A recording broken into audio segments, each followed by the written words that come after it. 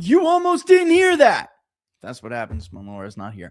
All right. All I said was, welcome to Inside the Numbers with the People's Pundit. I'm your host, Rich Barris, the People's Pundit. Don't forget to like the videos if you like them and to share them far and wide. Told you guys to watch a speech in Davos. Donald Trump obviously scorched Europe and the entire global order in that speech. But I told you to watch it because not because it was going to be a barn burner, and I knew that, but because it is a pivot point. When the president and the administration come back, they will attempt to use it as a pivot point in order to get back, to steer the ship, to right the ship, and to steer it back toward the domestic and not to be drowned out so much, we'll see, by headlines dealing with foreign policy, which this week when the poll is out, and I can even show it to you guys, an all-time high is saying that Donald Trump is too busy with foreign affairs, not enough with domestic affairs. So this is their attempt to try to do that. And look, he went scorched earth, and it was a good speech, and I'm going to play one reaction to it and then a bunch of other clips, which is why I'm talking very fast in the hope to get this all done in an hour. But the fact of the matter is, we are now 5 years, not consecutive, but 5 years into Donald Trump and the America First promise. And we are firmly now in the period of more action, less talk.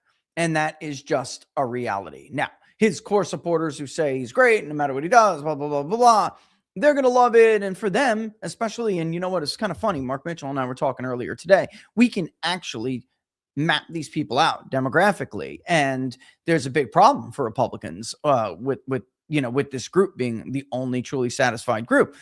That is, one, they're older. They're older. There's no future in them as a coalition within the next 10 to 20 years.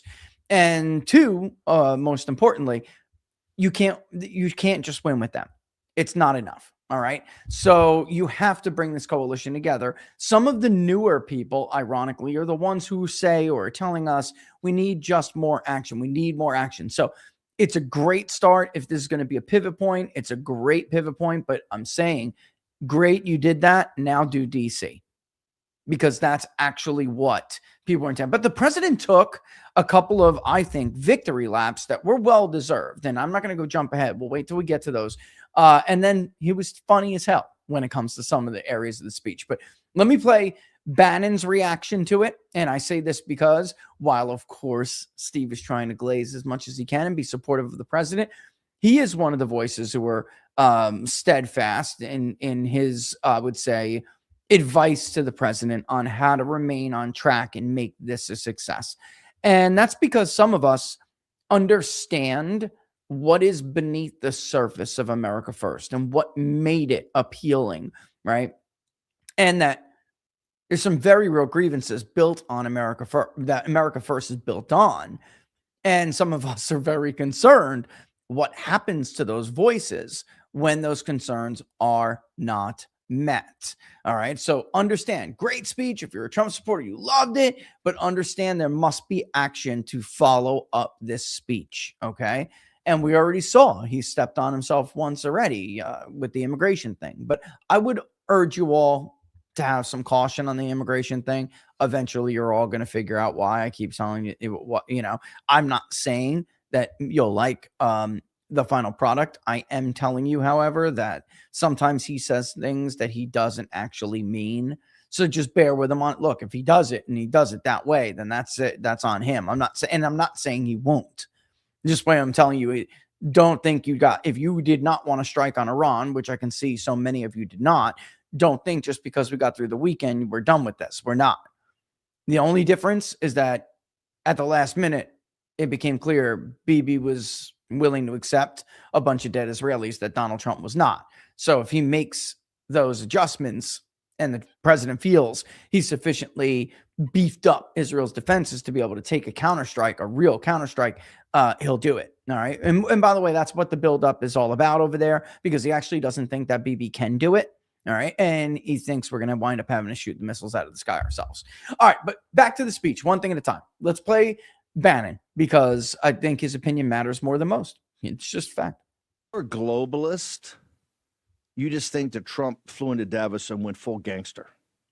If you're a nationalist, Yeah. it's the greatest speech since Pericles at Athens. There's no middle ground here. Now, Good. President Trump says, yes, we're going to work together, etc. But he gave you a nationalist perspective of working from a nationalist perspective of working within a community of nations. Yes. Yes. And why it was refreshing to a lot of OG MAGA people is because that's what it's always been about. It's not that, of course, you want to be an isolationist. I mean, that's dumb neocon blabber because they can't defend their positions anymore. It's neoliberal blather because they were no better than neocons and they have more in common with each other than they certainly do with America First, which is much more on realism, which, by the way, is the dominant school of thought in academia, which is hilarious. Usually Washington loves academia, but in the case of foreign policy, it appears they don't. And they adopt every stupid, thesis that can't be defended for an advanced degree. It's just ridiculous. It's preposterous to me. They're all about it in any other issue. But when it comes to foreign policy, nope, they can't do it. It's incredible. It's really incredible. All right. So there's a couple of things that I think, sorry, Steve, I'm going to take you down here, but I'm going to try to go in the order that I think is best because it is a little bit jumbled up from his speech. And if you haven't seen his speech, you should go back. I'm going to give some highlights here, some notable highlights, but I think you should go and watch the entire speech. Right. And by the way, again, there's a reason why you saw parts of CNN and MS Now just talk over the president. They got the pundit on and they'll come in, fade in, and give him his due for some of these clips. The minute he starts saying things that they know is good for him and narrative-wise and bad for them, they bring a pundit on to overtalk them. It's unreal. They do it all the time. All right, so first Trump takes a bit of a victory lap, all right? And he's like, listen, Chicken Little, turns out the sky didn't fall. Our inflation's doing much better than yours. Our economy's growing faster than yours. We have more energy. We're stronger than you. Like he was doing that. And that's total MAGA. It's okay. And this is why 80s babies were the biggest mind changers in the 24 election. It's okay to think you're the better country. Guess what? The rest of the world does. Europe has lost their identity and they've been their wayward souls. And as a result, their countries have taken a huge hit. And if it wasn't for us sitting there, defending them and funding them and basically giving them the money to conduct this experiment in democratic socialism, which would never be able to work without a sugar daddy nation like the United States of America, making sure you're good. And Trump said, look, let's not get this effed up here. Let's not mistake this. It's because of us. And look at you now. Look at you. Here's the first clip. But it's happened very quickly. This afternoon, I want to discuss how we have achieved this economic miracle, how we intend to raise living standards for our citizens to levels never seen before. And wait. Let me just say what he said before is Europe's unrecognizable. Look at what happened to you guys. And it happened very quickly. And then he pivots in and he says, look, I just want to tell you how we're about to raise living standards to a level never seen before by any other generation. And perhaps how you too and the places where you come from can do much better by following what we're doing, because certain places in Europe are not even recognizable, frankly, anymore. They're not recognizable. And we can argue about it, but there's no argument. Friends come back from different places. I don't want to insult anybody. And say, I don't recognize it. And that's not in a positive way. That's in a very negative way. And I love Europe, and I want to see Europe go good. But it's not heading in the right direction.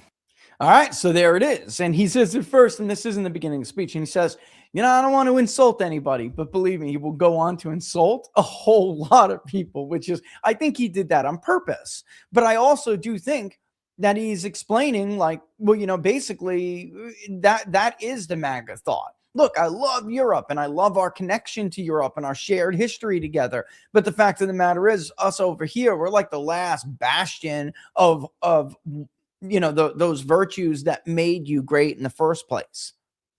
And in fact, 250 years later, our founders, they knew this was coming. They did. And it's really remarkable how these guys who lived as long as they did, as long ago as they did, saw this coming. It's like an aberrant behavior, as John Adams said quite a bit. There's aberrant, effeminate behavior coming out of the motherland and other European old world countries. We don't want any part of that shit. And here we are 250 years later, and they were dead. They were dead right. Anyway, Trump says, I don't want to offend anybody, but I'm here to tell you why we're so much better and how you can emulate us and you could do better for your nations too. And because, by the way, I love them and I want them to do better. All right. And then he goes on to this. This is just us. How long have you wanted an American president to say this? Let's get real for a second. How long have you wanted? Fine. After these sons of bitches lecture us over and over and over about how much more virtuous they are and how much better they are than us, how badly did you ever want an American president to just say this? We saw this in World War II when Denmark fell to Germany after just 6 hours of fighting and was totally unable to defend either itself or Greenland. So the United States was then compelled, we did it, we felt an obligation to do it, to send our own forces to hold the Greenland territory, and hold it we did at great cost and expense. They didn't have a chance of getting on it, and they tried. Denmark knows that. We literally set up bases on Greenland for Denmark. We fought for Denmark. We weren't fighting for anyone else. We were fighting to save it for Denmark. Big, beautiful piece of ice. It's hard to call it land. It's a big piece of ice. But we saved Greenland and successfully prevented our enemies from gaining a foothold in our hemisphere. So we did it for ourselves also. And then after the war, which we won it big. Without us, right now, you'd all be speaking German and a little Japanese, perhaps. After the war, we gave Greenland back to Denmark. How stupid were we to do that? But we did it. But we gave it back. But how ungrateful are they now? So now our country and the much greater risks than it did ever before because. And I don't mean to interrupt him because he's got a little bit more to go, but he goes on to say that, look, other people want Greenland. And if you've been watching the show, you know that this is a lot more than the resources on Greenland. All right. I don't know why. And I just don't know why the administration just doesn't want to tell people the whole story. There is going to be a great leap forward. And either the United States is going to lead that great leap forward or somebody else is. Because in order to do what these great powers want to do, they need a foothold in space and need a foothold on the moon. Like Elon's not crazy when he talks about lunar landing pads and using the moon as a jump off. The United States, we're not perfect, but we absolutely have to lead that. And if you want to not get left behind, there are some areas around the world which are just more ideal to this entire effort. And that is, of course, why he wants Greenland. All right. I can get into the American public can handle the real story, and he should just tell it. All right. He should just tell it. I'm going to say it again. Just tell them the whole damn story. Anyway, we're actually polling this right now. Taking it by military force is not popular. Figuring out a way to purchase Greenland or to acquire it in some kind of a deal is. And I love the president going back and reviewing history because, once upon a time, look at you now. Look at you now. You used to inspire stories like Beowulf. They were Danes. Not anymore. Now you sit around and throw snowballs at each other. And if anybody ever came to take that land, you'd do what? You'd beg us. You would beg us to save you. Screw that, man. The days of us just doing shit for you for nothing are over. We have our own problems. There comes a point, he'll come and get to a point where the translation really just up yours. I'm going to take it. All right. So that was, I think, I don't know, unless you haven't been following Donald Trump for 10 years. There were multiple times in that speech, one in particular, where if you translate Trump to English, it's I'm taken. If no matter what you do eventually, like I'm going to take it. And there's not really anything you can do to stop me. So let's just stop playing around. All right. And I see people out there like Piers Morgan, bro, you're British. Shut up, bro. You're British, bro. You have no right to even inject yourself in this conversation. Nobody, and I love your show. It's very entertaining. But you represent what a man used to be and should never, ever go down that path again. Your nation has failed its entire population. You are an example of what not to do in the Anglo-American relationship. No, thank you. And you know what goes to this next clip where Trump says to these people who talk all this shit, but not when he gets in front of them. And I know this. I mean, Macron, who he made fun of, we'll get to that, is a perfect example. Gavin Newsom, perfect example. These are big, tough guys when they're in front of a microphone 1,000 miles away from Donald Trump. Then they get in the room and they look like they're going to shit their pants. Even with Gavin Newsom, you get on a phone call with him, the guy cries like a little baby. It's a joke. No, thank you. Here we go. Next one. I don't know. It was because she was so aggressive.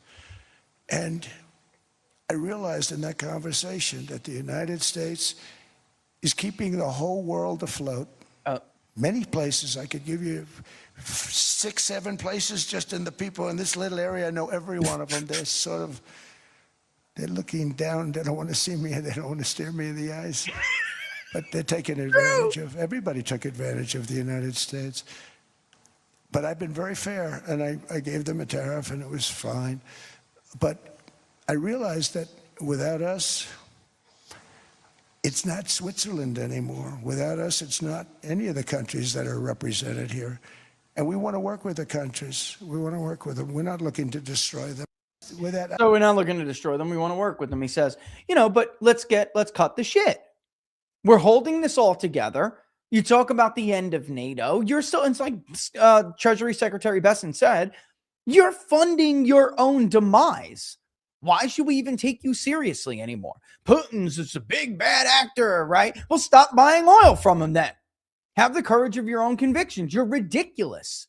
NATO was a balancing coalition against Russia and the former USSR states. The former Soviet bloc, the Warsaw Pact. The Warsaw Pact has been dissolved. So we're just here out of our good graces. And to get back to what Piers was saying, that'll be the end of NATO and the United States. No. It won't be the end of us, dude. We can survive without NATO. You can't survive without NATO. We don't need NATO anymore. You need us. And it's just, I reject the entire premise that's why so many people do. Reject the entire premise of this globalist worldview. We actually don't need you, bro. We don't. You may have tricked a couple generations of Americans into thinking that we do, but that's the entire point of Trumpism. It's starting to dawn on everybody. Wait a minute. No, we really don't. And that includes our friends to the north. This was hilarious. I love it when Trump dumps these private conversations out in the public for everybody to see. Like I said, guys, I really wish you could witness some of it. They're tough guys. They're super tough guys talking to their own slanted left-wing media outlets that favor them. But when they get on the phone with Trump or when they get in front of him, they just fold like a cheap suit. They're nothing. They're mediocre men and women. But in this case, when he's talking about his men, they're mediocre people who have benefited from a corrupt and rigged system where they are privileged in it, and they are not big enough for the jobs that they have, that people have entrusted to. And if it wasn't for us to sit there and bail them out from everything, they would have all collapsed a long time ago. It's a lot of freebies from us, by the way. They should be grateful also, but they're not. I watched your prime minister yesterday. He wasn't so grateful. But they should be grateful to us. Canada lives because of the United States. Remember that, Mark, the next time you make your statements. I mean, what could they do? What could they do? In the old international order, Canada was like basically everybody's bitch. Spain, France, England, especially France and England. Your borders only became your own when we became a superpower. Let's get real. Let's not get this messed up. And I just like, why don't other American presidents talk like this? Because they're part of this system. It works for them. It works for them.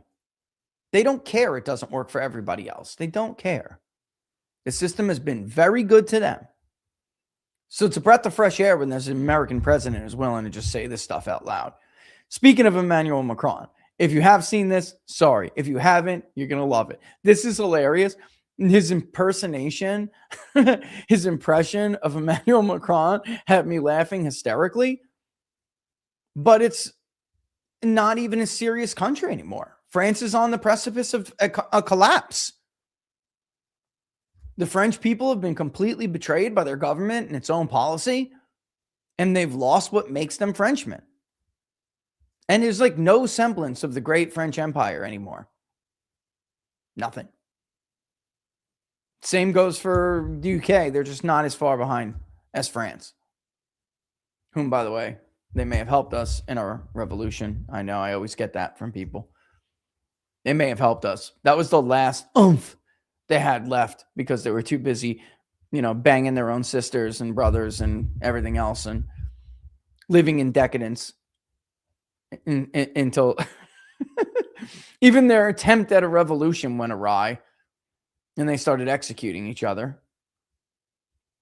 Our founders had great pride in our revolution versus what the French Revolution looked like. Jefferson was a bit, I don't know, call him a little radical. He thought the French Revolution had a little bit more purity to it. Ours was a revolution of ideas. That's the difference.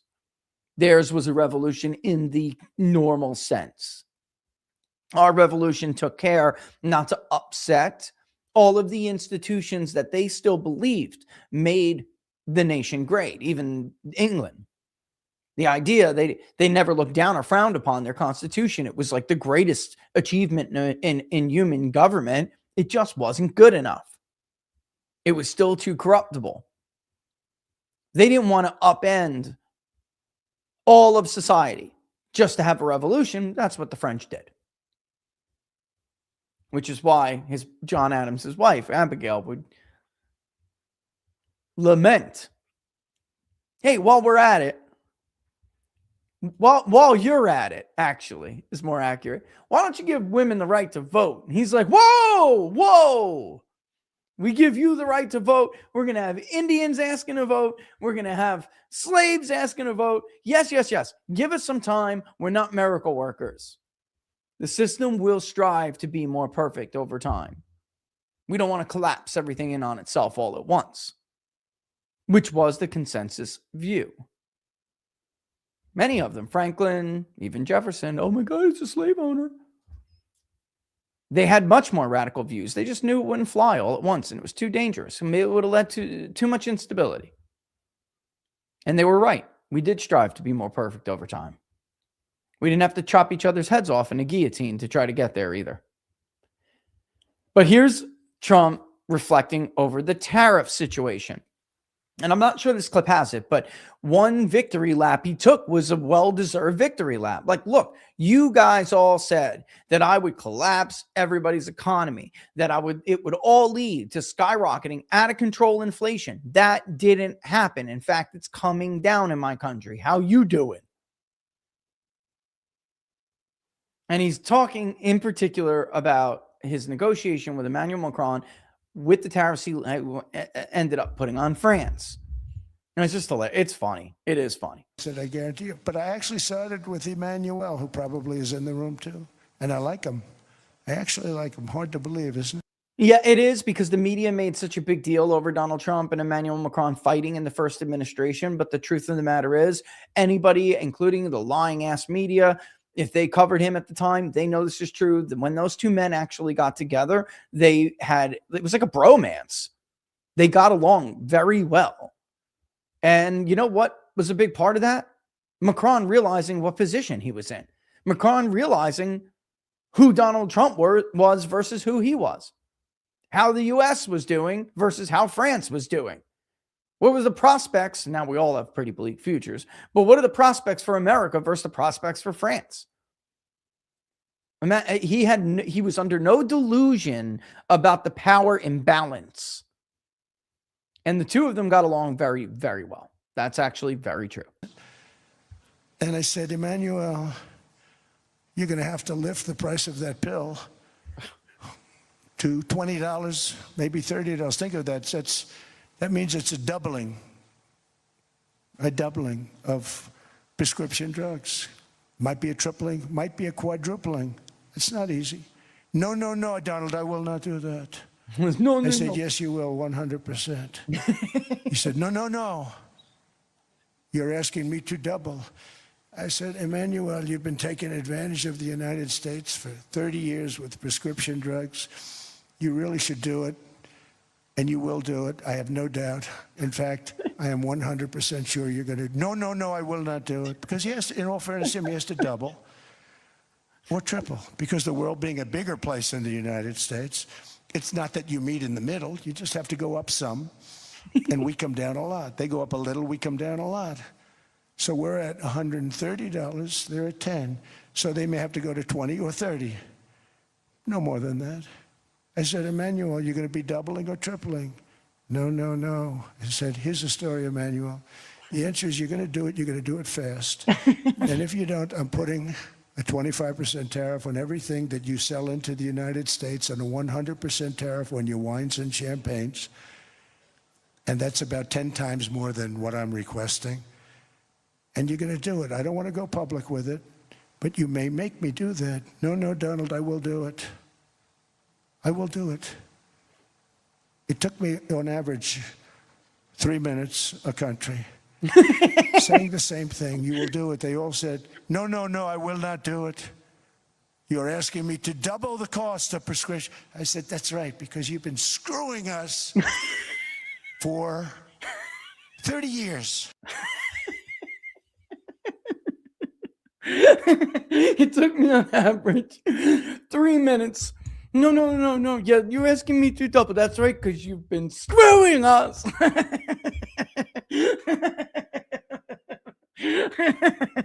sorry. I'm trying to stay composed. You got to understand all these people. Jack, he knows he's been there. And Robert Cayley, they're all sitting there like, Jack turned the camera around. If you haven't seen it, go to his X feed.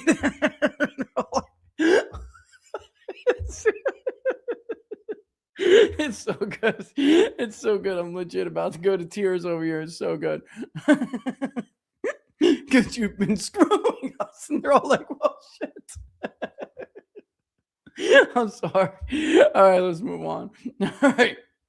All right. Here's where he basically calls everybody in Europe stupid. Like, you guys, your problem, one of your big problems is that you're stupid. Right. And he had just basically had said, how I'm doing this. Like, I'm not liberal. I'm not conservative. It's like I'm 95% common sense. You're all stupid. Like, you do stupid things for stupid reasons. And the one example that he brings up is the windmill situation. Okay. Like, you're trying to get all the cost of your this down. You don't want to use that. And guess what? We get costs down because we're not stupid like you. And by the way, your stupidity is actually helping China a lot. Windmills all over Europe. There are windmills all over the place. And they are losers. One thing is that the more windmills a country has, the more money that country loses and the worse that country is doing. China makes almost all of the windmills. And yet I haven't been able to find any wind farms in China. Did you ever think of that? It's a good way of looking at it. They're smart. China's very smart. They make them, they sell them for a fortune. They sell them to the stupid people that buy them. But they don't use them themselves. They put up a couple of big wind farms, but they don't use them. They just put them up to show people what they could look like. They don't spin, they don't do anything. They use a thing called coal, mostly. But China goes with the coal, they go with oil and gas. They're starting to look at nuclear. All right. We could deal with enough of that. All right. And then, like I said, it starts to get into this pivot thing. And he talks about housing and he talks about predatory lending rates, right? And he brings up what he has done with 2 executive orders. One, I'm going to play one first, then the other. And one was actually kind of controversial, even among like the big con people on the right, conservative Inc. I'm sure both didn't please them very much at all. But the one in specifically really bothered some of these people because, of course, they're all for big banks and big business. And that's why they can't win a national election. If they ever had to choose between too big to fail banks and the working American, they're going to choose the too big to fail people every day of the week, twice on Sunday, and then argue to you that, these aren't really corporations. Corporations are people. There are no such thing as corporations, which I think we all get in theory, but it's completely asinine when you need to be a party that can win a national election. And of course, I'm talking about the credit card debt. And their argument to this was, well, then they're not going to lend to people. No, wrong. They'll still lend to me. Maybe I wouldn't have wanted them to lend to me 15, 20 years ago. Maybe they were taking advantage of me 20 years ago. They're still going to lend to me. Again, we're back to the Chicken Little BS. If you don't let corporations run all over the American worker, somehow the sky is going to fall all the time. It never really does it? In fact, the only time it does is when we have some real scheme of leveling, like the Community Reinvestment Act, which led to the very novel idea of everybody trying to own, everyone in America owning a home, not because the economy is doing so well and our middle class is so big that is a novel goal that we, can get very close to achieving. No, but because we forced them to do it and had that work out. This isn't that. This is saying if someone's got a 630-point credit score, you're not allowed to charge them 25% interest rate, which they're going to run up and never be able to pay back. What happened to predatory lending practices? The biggest barriers to saving for a down payment has been surging credit card debt. Yep. The profit margin for credit card companies now exceeds 50%, one of the biggest. And they charge Americans interest rates of 28%, 30%, 31%, 32%. Whatever happened to usury? Usury. That's the word. So to help our citizens recover from the Biden disaster, all caused by this horrible precedent, I'm asking Congress to cap credit card interest rates at 10% for 1 year. And this will help millions of Americans save for a home. They have no idea they're paying 28%. They go out there a little late in their payment and they end up losing their house. All right, before, I'm going to have to get the last statement he made. Now, this is why I'm saying, and not to poo-poo on Trump supporters parade here, but this is why I'm saying, very good. Now come home and start breaking shit. Now, do not say. And that includes you having to run against your own party if that's what it takes. Did you go to Washington to be a party guy? Is that what Donald Trump appeared to be running on in either 16 or 24 or 20 for them? I mean, 20 was not a good campaign. That's part of his problem. But the Donald Trump who won, did he win saying he was going to go to Washington and be a party guy and care about how much Republican elitists liked him or the people from the New York Times liked him? This is about your own legacy because it doesn't matter. Oh, I don't want to hurt their chances in the midterms. They're hurting their own chances. Worry about your own legacy. Do you want the voters to protect you when Democrats take back Congress and try to remove you from office? Do you want to be in a position where you look back a year later and say, damn it, I didn't run against them and they're still stabbing me in the back? The position of a sucker? If he wants to get some of this stuff done, he's got to run against his own party. And you tell them, by the way, almost to a certainty, I could say, it wouldn't even come to that.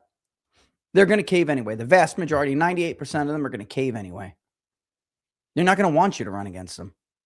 Instead, you're giving your endorsement to like the shittiest people in a primary, from the most liberal pick you could choose to run against Bill Cassidy. So you're going to leave the American voter who supported you and kept you out of prison. You're going to leave them with somebody more liberal than Bill Cassidy just because Bill Cassidy doesn't like you. You're going to leave the voters of South Carolina who backed you 3 times with Lindsey Graham. What's going to happen to your legacy then? You're going to have to start running against these people. That's it. Sometimes at some point, Donald Trump's going to have to make a decision. The American voter or the Washington establishment. Who do you want to be seen as the defender and the champion of when they write your legacy?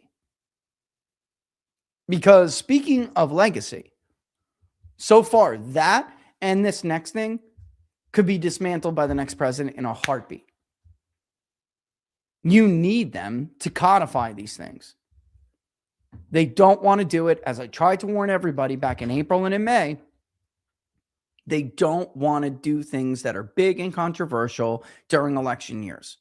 They want to fly under the radar, raise money, stay out of town, stay away from their constituents. And they want to raise money so they can just win an election on the airwaves and hide. Congress is not known for their backbone. In order to get them to do it, you're going to have to light a fire in their ass. Like, wait, when I said I was going to go out on the campaign trail, maybe you misunderstood. I meant maybe all against you too, if necessary. I guarantee you 98% of them are going to comply. All right, here's the other thing he brought up, which again, huge part of the pivot to the domestic here. Another very popular idea. This is basically the second time I think the public has ever heard he even did this. These are all things that people need to know about. All right, constantly. There needs to be public service announcements constantly. Repetition. That's the number one rule in messaging. Repetition. People have very short memories, and they need to hear something at least 6 or 7 times before it sinks in. But homes are built for people, not for corporations, and America will not become a nation of renters. We're not going to do that. That's why I have signed an executive order banning large institutional investors from buying single-family homes. It's just not fair to the public. They're not able to buy a house. And I'm calling on Congress to pass that ban. Pass it. You got to be more forceful than that. If you don't do this, I might just run against you. Oh, does that mean you'll elect a Democrat? Maybe. I don't know. Be the wrecking ball everyone expected you to be. I mean, there's just got to be this realization of this final understanding that this really is a uniparty system. One has no backbone whatsoever. That's what makes it a uniparty. They're corrupt and they have no backbone. You can't expect them to just do the right thing. Not even if they like you, Mr. President. Not even if they like you. Which they don't. Soon as they leave that office and turn around, shit talking the moment they leave the door. Very few are actually on board with most of the things that you're trying to do. And again, I mean, I don't know if we're going to have the time to do it. I would like to show you some of the polling stuff, but let's see how we get. By the way, there is one thing I really hope we do have time for, which is to like dispel this thing that Marco Rubio's on some kind of rise or something. No, he's not. I don't know. He's not even going to break 7%. We were polling the nominations again. We polled various combinations of tickets to see who was strongest against who. The strongest Democratic ticket, ironically, right now is actually Kamala Harris with Gavin. And that's unfortunate for Democrats because they are both from the same state. You can't do it. There's one ticket, which I really don't want to get into. I just don't even want to say it, which is really strong for Democrats. But unfortunately, there's no way they'll nominate this man for whatever one reason I'm just not going to get into. Even though I see so many people try to flip-flop their position and all of a sudden they don't have a problem with these people. Of course they do. And their base, I just don't see them going for it. All right, last clip to just wind it all together. I think that this was a little bit more, and this is what I told Bannon when I talked to him. Like, this was like Trump 1.0 again. All of the best of what Donald Trump did in his first administration, even though he didn't have control over the government in the way that he does now, and he still doesn't have full control. But following the Project 2025 guideline at least allowed him to have the blueprint to get a firmer grasp on these agencies and these departments and the bureaucracy in general. But I still feel like, and have felt like, he's missing something from Trump 1.0, which was big. And I think it's a huge part of it's a huge piece of the puzzle on why the economy had a different feel. Now, I don't think it was like naive for people to expect Trump would just get back in office and the Trump 1.0 economy would come roaring back. We did serious long-term damage with COVID and our response to the pandemic.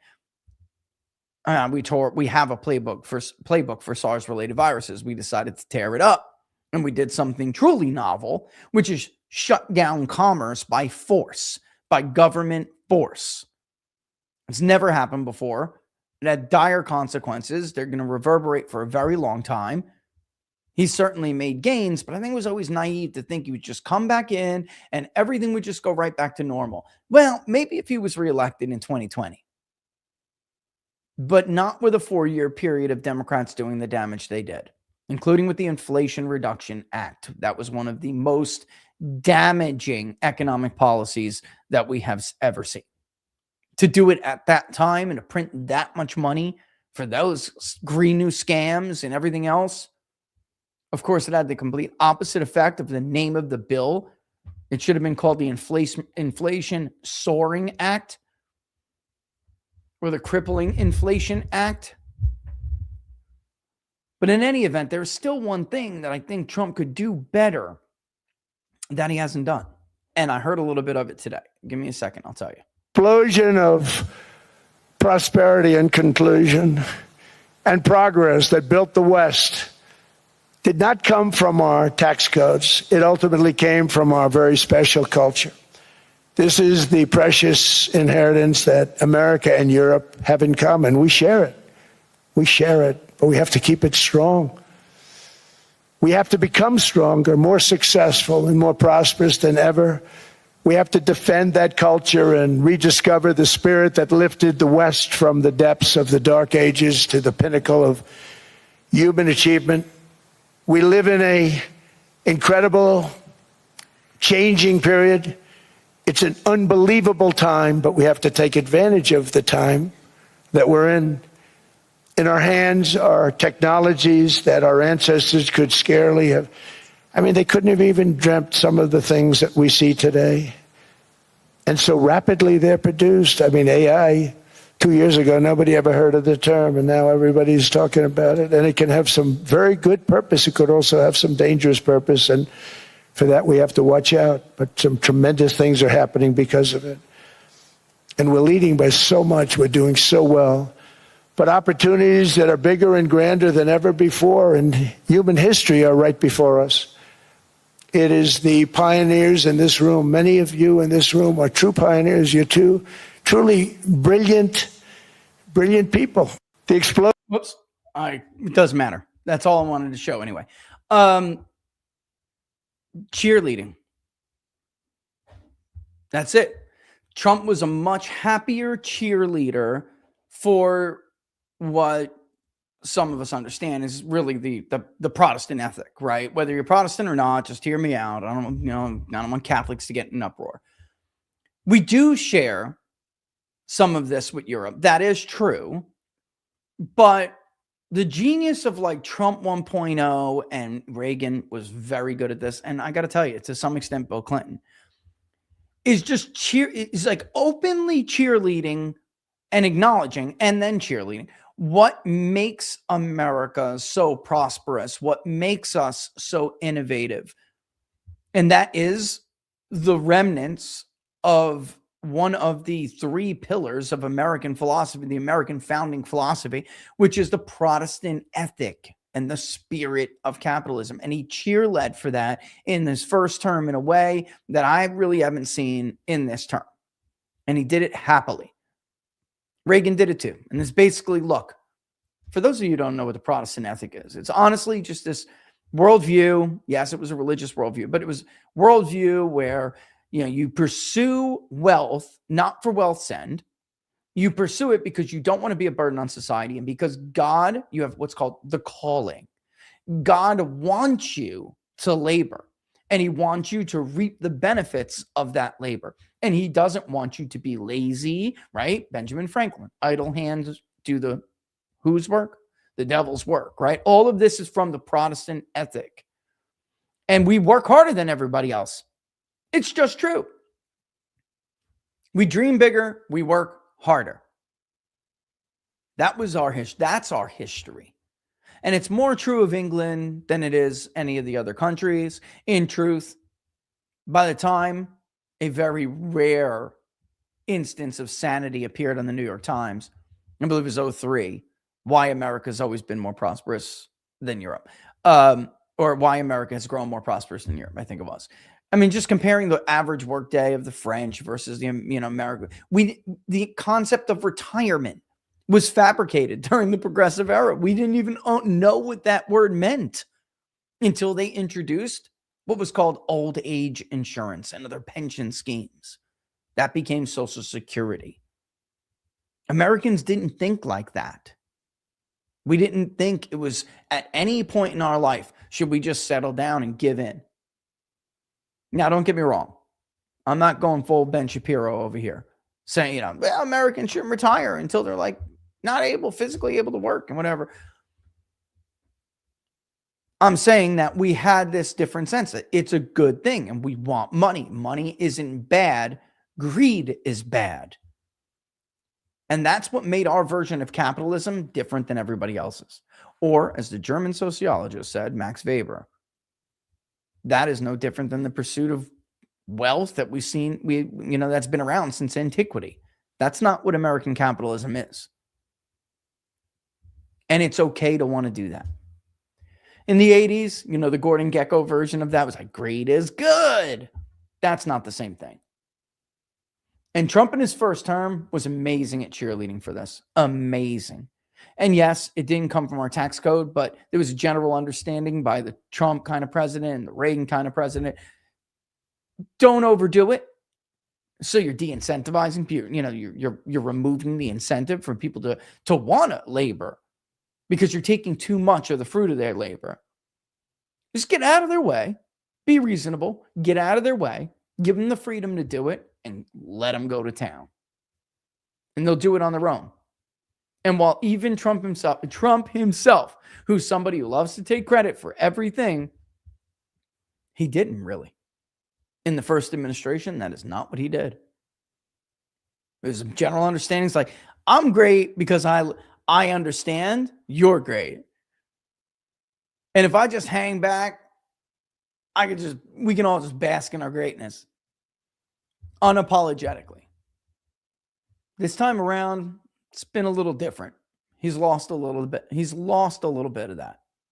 And I think that's evident. Why does it matter?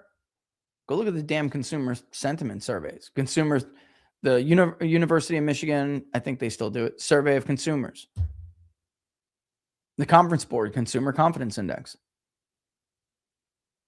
When you make Americans feel good about themselves, they project it and they go batshit, man. They are productive. Also, it's just a different economy. I'm not putting all of the, don't misunderstand. I'm not putting all the blame on Trump's attitude. It's not. It's just a different world. But he could stand and cheerlead a little bit more. All right. All right. Let's go and look at some of these locals tips before we run out of money here. I mean, run out of time. Run out of time. All right. The hell's calling me on FaceTime? Man, that's annoying. Dread Robert. Given that Trump, like Biden, has been spouting off, then needs to constantly walk back or have others explain the policy, is there any reason to take any speech seriously? It's a good point. I think that's kind of the point of what I'm trying to say here, actually. He needs to show people again that that's true, that when he says something, he's going to pursue it. And there is this general sense, Robert, you're right. There's this general sense like it's been a lot of talk, but there has not been a lot of action. And until I see that action, I'm kind of sick of the talk. So I think this is very, very important that he does make good. And I'm saying I know what this speech was supposed to like mark and signify because I've spoken with him about it. So this is supposed to mark the pivot. He's got to do it. He's got to do it. Otherwise, what are you going to put together after this? How are you going to reboot after this? It's January 21st. It's January 21st. Is there any reason to take any speech seriously? He has undermined allies politically around the world for months. We can't be negotiated with since deals are broken or complain immediately and we attack negotiators.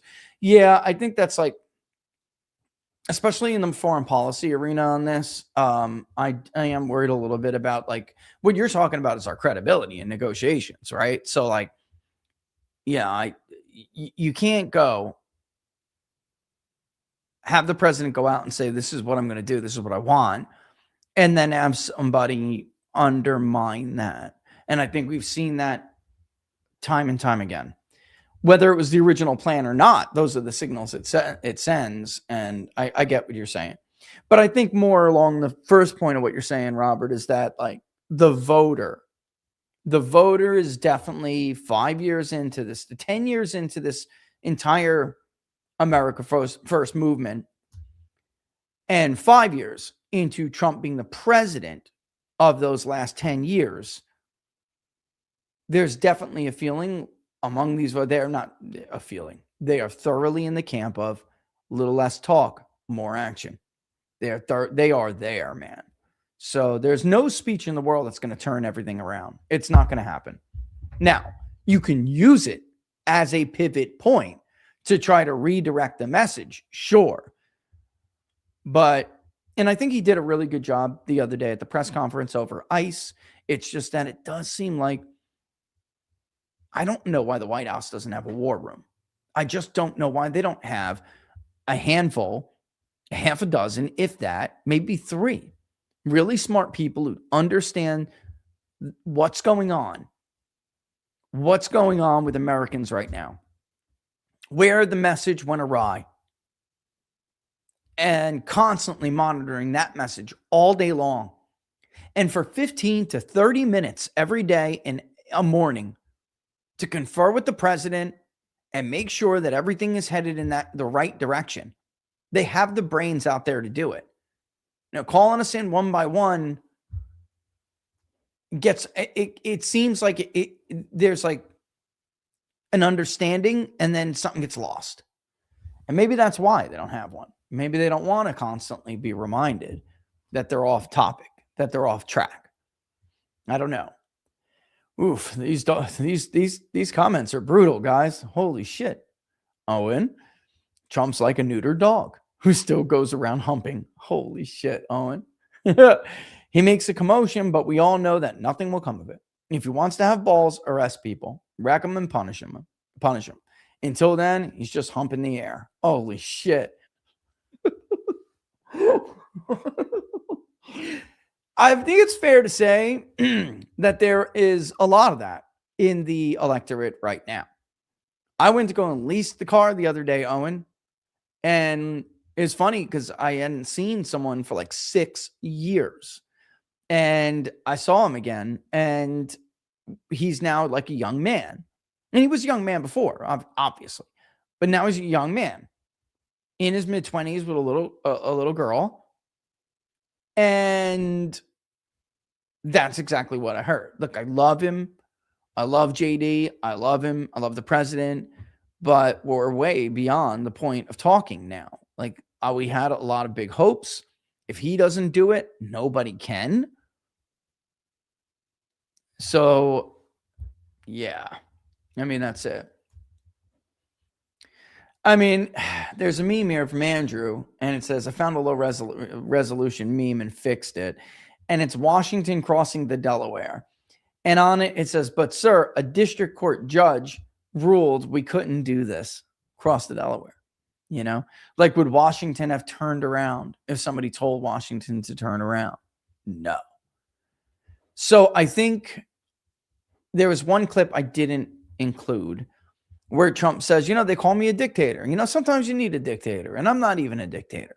And I thought to myself, that's actually a really good example of the problem. I'm not saying to be a dictator, but I am saying that people have had it with these institutions. They know that they're like systemically corrupt. Like, there's just, you can't work your will through some of these systems anymore. You just can't. So especially the younger crowd, let's call it the under 45, they just want to break everything. And they don't care what judge says you can't do this. Like, up yours. That's it. That's their... And then, but just so everyone understands, there is a counterweight to that in our electorate right now. And a lot of politicians care about them, including the president, which is this older group. And the president isn't, he's beyond boomer, you know, where they still expect these institutions are going to like come around or something. They're not going to come around. They're gone. Beyond repair. And either someone is a strong man enough to take them on to make sure that problem gets fixed, or those institutions, as corrupt as they are, will win. And when they win, we all lose. Like, that's just it. And there are older people who just don't want to accept that. Mark Mitchell put a Twitter poll up before, by the way, and I think the results of it are really indicative of, they illustrate what we're talking about here. And let me see if I can find it. By the way, I read the message Mark put up, which was really kind of sad. A person even mentioned me in it. But it's a great example of, you know, this, like, this is the end of the line, you know, sentiment, which makes us concerned. Like, what the hell happens when we get to the end of the line? You know, once people realize it's it. Let's see if I can get Mark's poll here up. The Twitter poll. Where is it? Come on. You still have it, Mark? Or did you get rid of it? Oh, no, here it is. Here's a great example. Oh, yeah, this is it. And if you go through the replies, it'll go through, it'll explain what we're talking about even right now. Okay. So here's the Twitter poll. Obviously, it's a Twitter poll. It's not, you know, a scientific poll, but he said, you know, please answer according to your age group. Agree or disagree? America can't truly be fixed without the economy also crashing. Now, maybe that's like more, it's not even radical, but maybe that's a more like hyperbolic scenario. I don't personally think so myself. I think we will need a reckoning because you just can't get out of something like this without a reckoning. But anyway, look at under 40, agree, under 40, agree, 40 plus. Look at disagree, 40 plus. So when you have the disagree under 40, it's only 12.9%. The disagree is coming from people who are 40 plus who just don't believe that you have to, things have to break in order for them to be fixed. I mean, what we're talking about is something along the lines of like an austerity measure or something. where people in Europe didn't think that that would had to be the case either. They didn't want to acknowledge it until it was too late, right? It's got to be a way I can show the comments on locals. I love the Europe bashing, Rich. Inject it directly into my veins. I'm familiar with a lot of the reasons for taking Greenland. So, yes, all of the star-based ones, Earth defense and detailed resource extraction proposals. He doesn't give a shit. Trump needs to fix the economy. I don't give a shit, is exactly what he wrote. Trump needs to fix the economy. He wasted so much time in Iran, Israel, Venezuela, and other bullshit. You know, it's interesting you say that. I wonder if I can pop a comment up here, which I was reading to, I think I can. There are some people who are even willing to go after Greenland, you know, even though they didn't have the full story like Andrew does. And he's kind of lost them because the other things they feel like that, like you do, Andrew, like your comment explains, like they have to do the other things first. Yep. They follow the US. Let me just pop this column up first before I go to the other questions. All right. So here is one right here. This is from when we poll, and we'll ask a series of questions, including the White House focus tracker. And then we'll say, listen, you can or you don't have to, but we would love for you to give, take a couple of sentences or a few minutes if they're being voice prompt and tell us why it is that you answered the way you did. You can see I'm trying to screenshot just that one that's transcribed. This is a transcription of that. You'll see on the top, very short and curt answers. It was probably 10 of them that followed the longer one. And you can see what they say. All Trump cares about is foreign affairs, does nothing for the American people. Second one right after that. All he talks about is international affairs, taking Greenland, Venezuela, Gaza, and Iran. All right. These, by the way, especially that third one there, is Trump voter. This is a guy. He's a Trump voter. And I believe he was 40 or 41. He may be. I don't want to outdate you, bro. He wasn't young, but he was not an old guy, right? He's a working guy. All right. And he, by the way, he was an independent and he's a moderate. But he says right here, although I lean greatly Republican, Trump is out of control, trying to rule the world and fan hose pockets and ego while the USA suffers. Illegal criminals should be deported. Immigrants that are here and paying taxes along with the American citizens shouldn't live in fear. Military shouldn't be in our streets. Barely trained ICE agents should not be terrorizing the general population.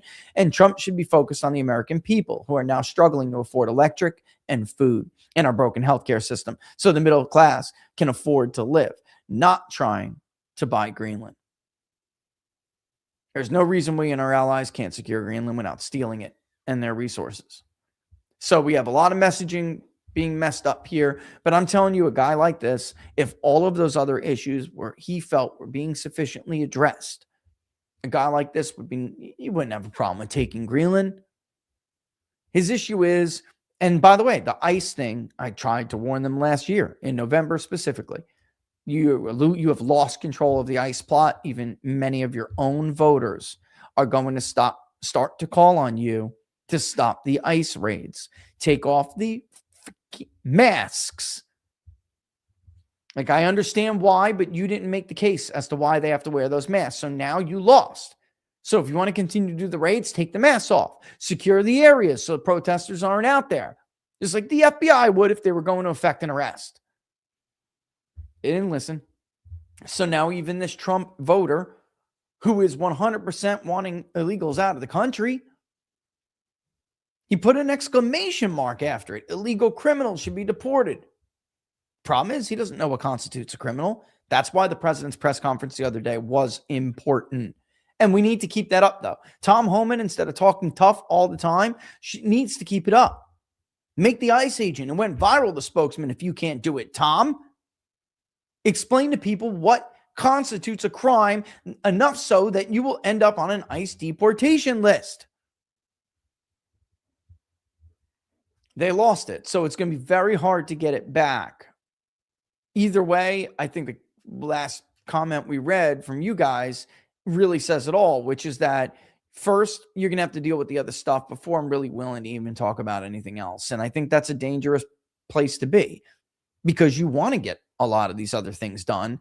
But the voters gave you like 5 months of hardcore deportations, 5-6 months. They were very lenient. They started asking questions. What's going on? What's this? Why is that happening? They got no answer. Oh, by the way, when are you going to address this? I mean, like the one commenter said, he wasted months with Israel and he's going to waste more, it looks like. But the fact is, you got to deal with these other things first now, or at least you have to be, it has to look like that's all you care about. All right. And this speech, I hope this is your moment to do that. They follow us, lead. We view globalism as foreign. It is the U.S. built order. That's so true. That's such a good point. We did this to ourselves. We blew up their connection to Russia. There is a reason Canada has been angling to be under China's wing. Carney was helped into office by Trump. Are we okay with them going their way? Otherwise, it seems like another Ukraine. They then pushed the U.S. pushed the war to happen, complains about paying for it, says it's not us, then admits we are running it. To me, this speech makes me hate Trump unless he follows through. Yeah, this is the danger. If he doesn't follow through, it's just going to be a bigger and bigger and deeper hole. And I got to tell you, I don't know, I did show Viva. I don't think I showed you guys, but the independent number now, guys, is getting so bad that it's like really difficult to dig yourself out with independents, especially since you can see they're actually a few points more Trumpy than they should be. And we detected why that is, why that's been happening. It's because of prior people we would interview. If we would interview them a year ago, they would have said they were Republican. Now they're calling themselves independents. And that's not good. And why? Because when they do that, the America First identification drops. America First currently has like a 6-point edge over traditional Republicans, maybe 8, something like that today. It's really, really bad. It's collapsed. It's totally. And the biggest driver of that is America First prior self-identified Republicans now saying they're independents. And when we ask them about independent identification, they're now back in the column of I share little in common with either. So they went from America First identifying Republicans to I share little in common with either. Now, it's a bad trend. It's not good. It's not good. You do not want to see that.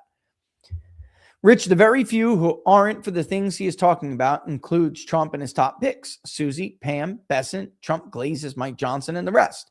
These stories are about him being frustrated in private is empty. He got his big, beautiful bill and loves to compliment the so-called rhinos. He endorses them, attacks anyone questioning it. He and his people love USAID, NED, ACA, and all the rest. I mean, it certainly does appear that several of the people that you mentioned, by the way, are benefiting off of some of these things still staying in place, right?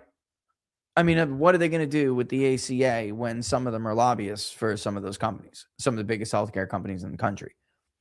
Is he really going to do more with prescription drug costs, even though at the first of the year, people got notices, a lot of people got notices about changes to their copays on prescription drugs? Is he really going to do that when Pam Bondi and Susie were both lobbyists for Pfizer? Or Pam Bondi's case, their lawyer in 21? I mean, it's tough. Right now, Pam Bondi's using the Justice Department as the Pfizer's personal lawyer against Robert's lawsuit with Brooke. So it's like, some of the stuff he didn't even like fully know. But it's at some point now, though, So it's your problem now. It's your problem. I don't know how to get these Rumble things up. I really don't. I got to learn how to do this. Otherwise, I have to do Rumble Studio, and I'm not trying to do that. All right. This one I can put up. Rich, Virginia is the prelude to a Dem win in 28. Gen Z coalition is completely tuned out. Obama's 08 apology tour will be nothing compared to the backlash that is coming. Take back the narrative. I am starting to get very concerned that you are exactly right. All right. So the Gen Z coalition that we got that thought, you know what, the Trump Vance ticket was the cool ticket.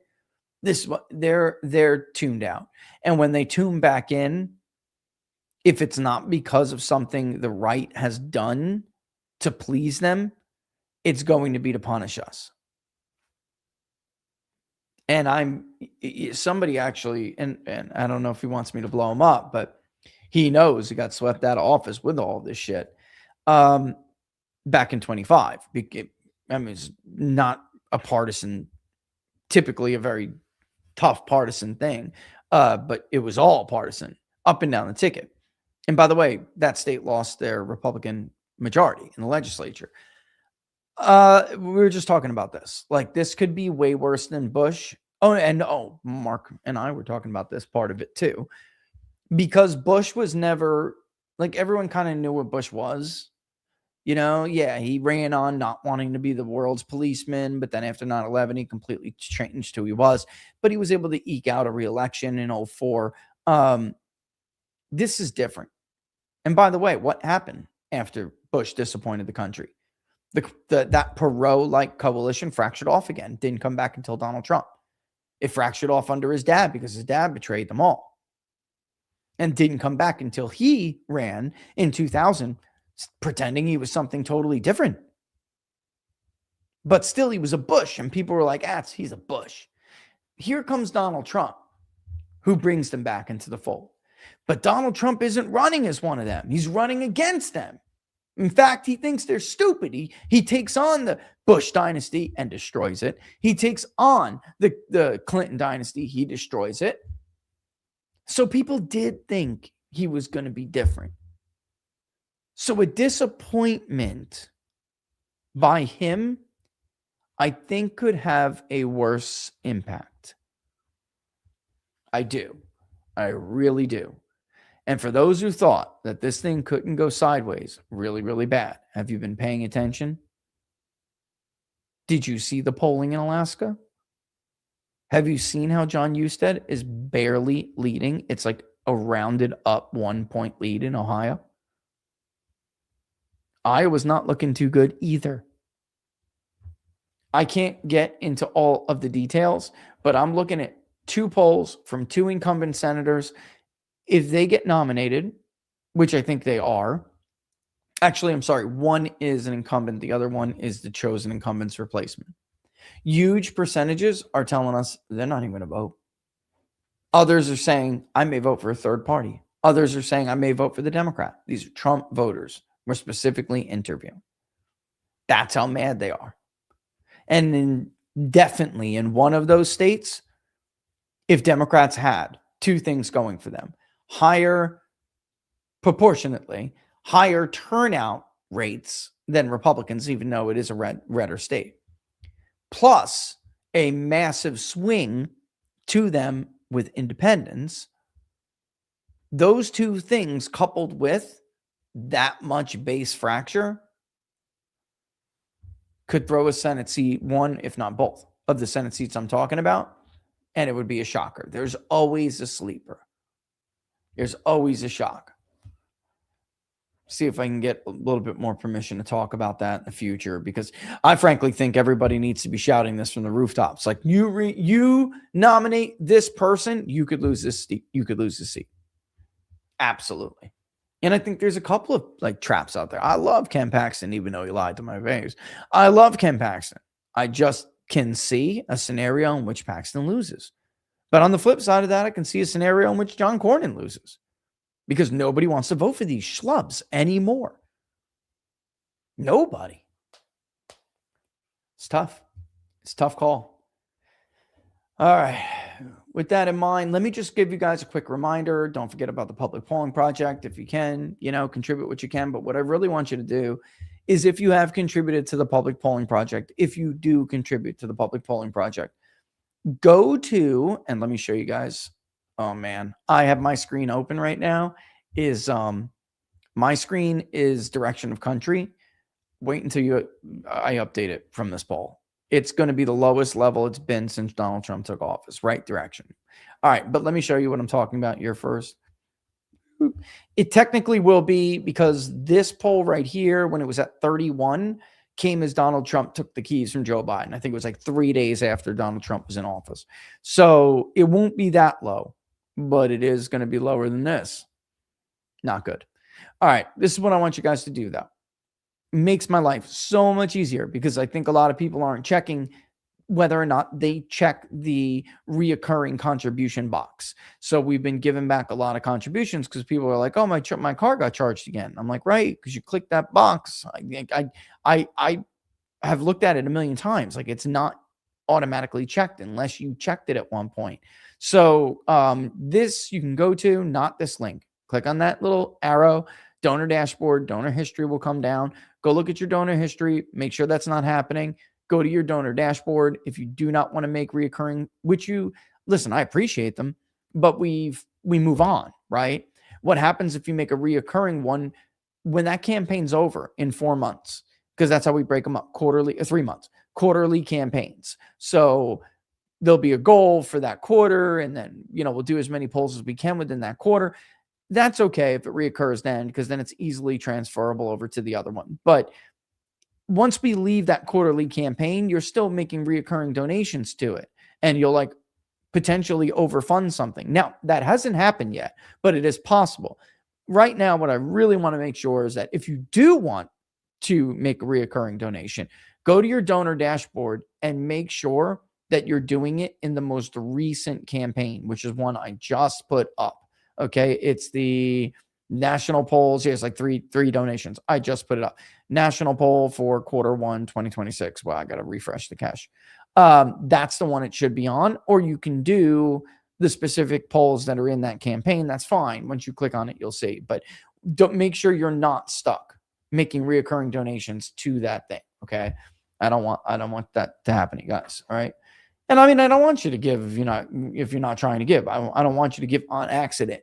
All right. It's just very difficult for us to do refunds, and I've been doing them, and they take time, and it's just tough. So I think we generally have a handle on the situation. I just got to keep repeating myself for a while because not everybody watches every single show. So bear with me. All right. All right. Other than that, again, don't forget, if you like the shows, to like them and share them far and wide. My Gram's got like 300 followers on it. If you're on Instagram, go to at peoples_pundit on Instagram and follow along over there, because we haven't been doing it yet, but we're going to start doing a lot of short clips. All right. We have a plan for this here. So Instagram is a big deal, especially with people who are my age and below. Instagram's a big deal. X has got its place. It's uniquely political, but 37% of registered voters use X. About 50-something% of voters under 45 do. Well, guess what? 80 plus use Instagram. So I got to do it. All right. With that in mind, I guess I'm out. I'm going to kick rocks. I may have to go and get my little one. I want to make sure I'm out there to do it. All right. I will see you guys on Friday. Locals, I'll see you on a road rage. Of course, I'm glad everybody likes the new road rage, and been really busy with some of these other polls, but we'll get you fresh data ASAP. Oh, let me just show you this. I don't want to. Yeah, I almost forgot. We will start putting out like the approval polls and stuff like that are going to be registered voter, and any ballot stuff will be likely voter, because people are just getting too damn confused. So let me show you guys the most, and the last one was Vance was like basically, yep, there he is. Okay. Here is the general, the nomination for the Republican nomination. We did do the same for Democrats. Here you can see Vance at 46 of the more expanded universe. You can see Rubio here is at 7. That's where Rubio was before. Ted Cruz still is not able to break 4 points. Robert Kennedy actually rose quite a bit. He almost overtook Ron DeSantis. He is in second place. If you do certain only, we will start to tighten our voter screen like we did with the first nomination poll. You can see Vance just about to crack 50. So I don't know what the hell everyone's talking about. Vance went up a little bit in our polling. Rubio, if we tighten the voter screen, he went up about 0.6 of a percentage point. That's about it.